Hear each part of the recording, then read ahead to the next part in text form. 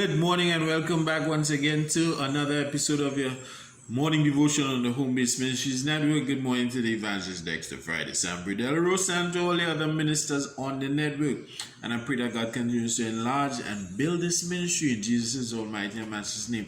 And to those of you who are listening in, I pray that blessings and favor is poured out abundantly into your lives in Jesus' almighty name. You know, as we proceed in the book of James chapter 2 from verses 5, he asks this question to the believers, to the churchgoers, to awaken them from their partial thinking. Remember what we did before. From their prejudices, he asks, hath not God chosen the poor of this world, rich in faith, and heirs of the kingdom which he hath promised to them that love him? This is a wake-up call at this time to all believers. Be careful how you treat people, how you judge differently as they were chosen by God, joint heirs of the same kingdom as you. Discrimination against the poor or class or color or race is the equivalent of evil thinking. Remember that. All right? And has to be rooted out by love when in the faith. In verse 6, James says that you act contrarily to how you should. You should love and adore the things that can harm you. You love and adore the things that can harm you and hurt you, and you hate what does you no harm. And that's so true in many things in our lives, even in our relationships, our friendships, addictions, and things that represent idols in our lives. In verse 7, James says that the rich person who is without Christ has absolutely no respect for you, nor the church which is in Christ, which is Christ, and they have no fear expressing these things neither. Verbally, they think money is everything until the equalizer strikes. So in verse 8, James makes it simple for all to understand, as he says, if you are obedient to this, calling it royal law, thou shalt love thy neighbor as thyself, you will have no problem. As he puts it, ye do well. So in verse 9, he tells, if you discriminate, then you have sinned. You are doing wrong even by the standards of the law. Here James uses the understanding of the law to bring clarity to whom he was speaking to at the time, because they understood the basic fundamentals of the law.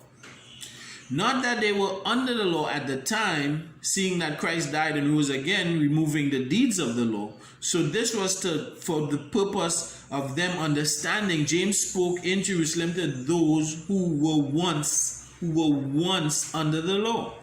So he says to them, it's like this. Yes, you may choose to follow Jesus and may be obedient to all things, but when it comes to equality of treatment, you look at the clothes and not the man. Jesus died to save the man just like you, and not the clothing. So if you continue like that, then if you had understood the law, you would know that once you fail at one, you fail at the law entirely. Where now you are under grace, the whole of the law is fit into one perfect and royal law. As mentioned in verses 8, thou shalt love thy neighbor as thyself. Right? Love will break every barrier of race, color, creed, class, every ethnic and traditional stance. Past traditions that seem to be deeply rooted as if it were our own genetic makeup. All right? If we truly understand what Jesus did for us was pure love, and we also have to practice the same. Selfless and not selfish. To all men. Hear what I'm saying? To all men. Believers, be aware of your action, as it amounts to disobedience, and no father likes a disobedient child. Today, endeavor to change your attitude, change your outlooks, break old habits of hate and discrimination by tradition. It is the Jesus way. If you are in the world, then you need to be obedient to it, as it speaks loudly against these things in the word.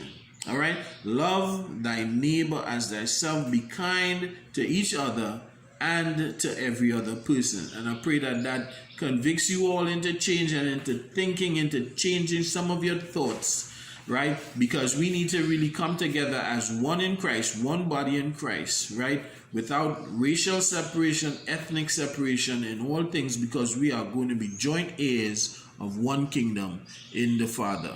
All right. So I pray that you all continue to listen and tune in. All right. And be convicted by the word. This is Pastor Solomon De La Rosa in God's grace.